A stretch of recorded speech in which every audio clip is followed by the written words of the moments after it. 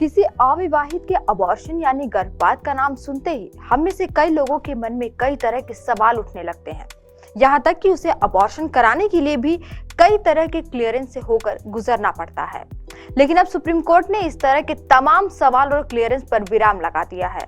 सभी महिलाओं को अधिकार देते हुए सुप्रीम कोर्ट ने साफ कह दिया है कि हर महिला को सुरक्षित और वैधानिक रूप से अबॉर्शन का अधिकार है। 20 से 24 हफ्ते का भ्रूण हटाने का अधिकार हर महिला को है, चाहे वह शादीशुदा हो या ना हो।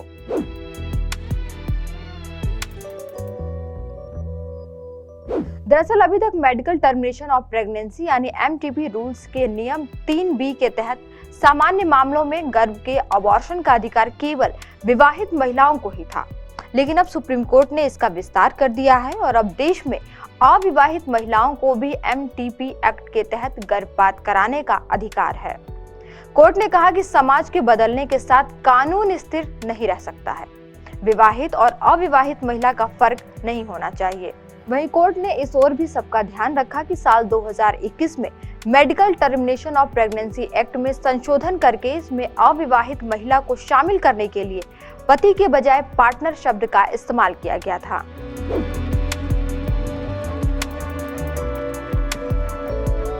यह ऐतिहासिक फैसला जस्टिस DY चंद्रचूड़ की अध्यक्षता वाली बेंच ने सुनाया।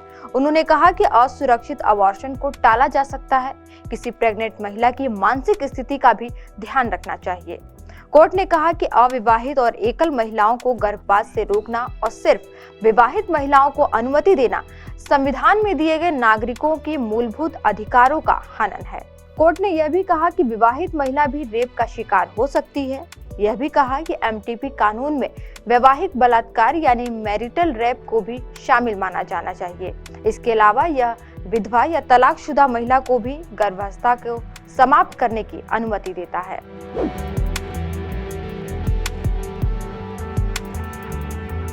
भारत में अबॉर्शन यानी गर्भपात को कानूनी मान्यता है। भारत में 1971 से अबॉर्शन को लेकर medical termination of pregnancy act लागू है, लेकिन इसका ये मतलब नहीं है कि इसकी छूट मिल गई है। इसमें 2021 में संशोधन हुआ था। भारत में पहले कुछ मामलों में 20 हफ्ते तक अबॉर्शन कराने की मंजूरी थी, लेकिन 2021 में इस कानून में संशोधन के बाद ये समय सीमा बढ़ाकर 24 हफ्ते तक कर दी गई। इतना ही नहीं, कुछ खास मामलों में 24 हफ्ते के बाद भी अबॉर्शन कराने की मंजूरी ली जा सकती है। आज की वीडियो में इतना ही। देखते रहिए PBNS।